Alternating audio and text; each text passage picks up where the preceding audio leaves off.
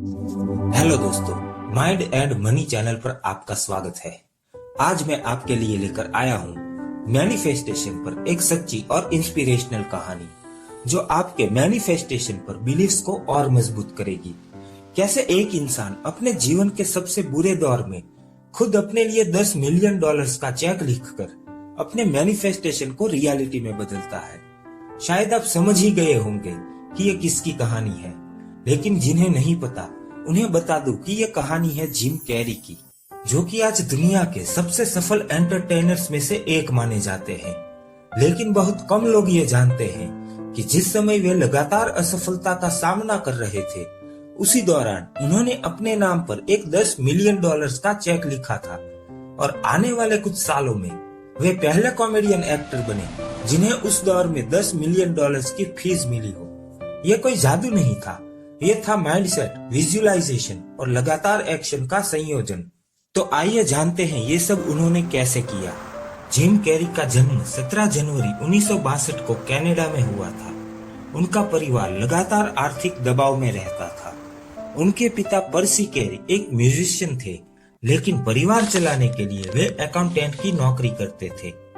जब उनकी नौकरी चली गई, कैरी परिवार इतने आर्थिक संकट में पहुंचा कि उन्होंने अपना घर भी गंवा दिया और पूरे परिवार को एक लंबे समय तक एक वैन में रहना पड़ा था। जिम कैरी स्कूल के बाद फैक्ट्री में साफ सफाई और सुरक्षा का काम करते थे। उनका जीवन कठिन दौर से गुजर रहा था। घर में बीमारी और तनाव था। जिम की माँ क्रॉनिक पेन और डिप्रेशन से जूझ रही थी। रोज अपनी माँ को हंसाने के लिए जिम उन्हें चुटकुले सुनाते और कॉमेडी करते। मिरर के सामने मिमिक्री करना और चेहरे को तोड़ना मरोड़ना जिम के लिए मनोरंजन नहीं बल्कि सर्वाइवल था। उनकी पहली ऑडियंस उनके अपने माता पिता थे।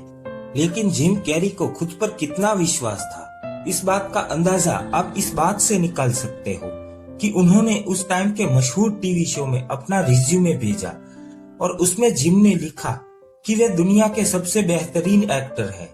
हालांकि इन्हें रिजेक्ट कर दिया गया, लेकिन यह कोई उनका आखिरी रिजेक्शन नहीं था। जिम को और भी रिजेक्शन का सामना करना था।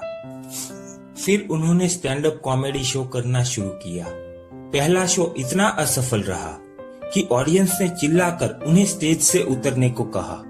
इसके बाद कनाडा से लेकर लॉस एंजलिस के छोटे क्लब्स में जिम को लंबे समय तक रिजेक्शन मिलता रहा। द टुनाइट शो जैसे बड़े प्लेटफॉर्म्स के लिए उन्हें ऑडिशन मिला, लेकिन टेस्ट परफॉर्मेंस के बाद उनका नाम लिस्ट से हटा दिया गया। उनकी पहली TV series the duck factory सिर्फ 13 एपिसोड्स में कैंसिल हो गई। लगातार संघर्ष ने उनके करियर की दिशा को अनिश्चित बना दिया था। हॉलीवुड में लगातार असफलताओं के बीच भी जिम एक खास रूटीन अपनाते थे। रात में वे अपनी पुरानी टोयोटा लेकर लॉस एंजलिस की पहाड़ी पर जाते।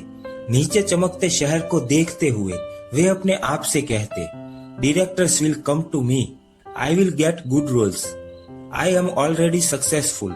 यह विजुअलाइजेशन उनकी मेंटल कंडीशन बन चुका था। लगभग 1900 के आसपास जब उनका जीवन बुरे दौर से गुजर रहा था, जिम ने एक ऐसा कदम उठाया जो उनके जीवन को बदल देने वाला था। उन्होंने एक खाली चेक लिया और उसमें लिखा $10 million for acting service rendered. फिर इसे अपने वॉलेट में रख दिया। जिम ने यह काम सार्वजनिक रूप से ओपरा विनफ्रे शो पर स्वीकार किया है कि वे इस चेक को रोज देखते थे और खुद को फ्यूचर में उस स्थिति में कल्पना करते थे। ये कोई कलात्मक खेल नहीं था, ये था सेल्फ सजेशन, मेंटल प्राइमिंग और गोल सेटिंग का एक व्यवहारिक तरीका। विजुअलाइजेशन के साथ साथ जिम अपने काम पर लगातार ध्यान दे रहे थे। 1990 में उन्हें TV show in living colour मिला, जिसने उनकी पहचान बनाई। फिर 1994 में 3 फिल्में रिलीज हुई। एस वेंचुरा, द मास्क और डम्ब एंड डम्बलर जैसी इन 3 फिल्मों ने जिम कैरी को ओवरनाइट बैंकेबल स्टार बना दिया था। और यही आता है इस कहानी का सबसे महत्वपूर्ण हिस्सा।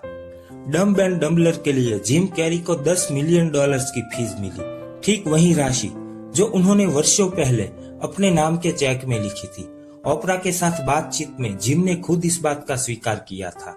ये घटना हॉलीवुड की माइथोलॉजी नहीं, वेरीफाइड फैक्ट है। यह कहानी कोई जादू या अंधविश्वास की कहानी नहीं है। यह एक साइकोलॉजिकल मॉडल है।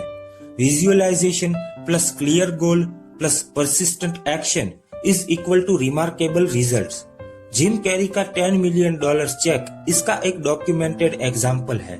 उनकी सफलता ने स्पष्ट किया है कि माइंडसेट फाइनेंशियल आउटकम से पहले आता है और सही दिशा में किया गया कार्य उस माइंडसेट को वास्तविकता में बदल देता है। जिम कैरी की कहानी सिखाती है कि परिस्थितियां चाहे कितनी ही कठिन क्यों न हो, अगर लक्ष्य स्पष्ट हो और सोच दृढ़ हो तो असंभव भी संभव बन जाता है।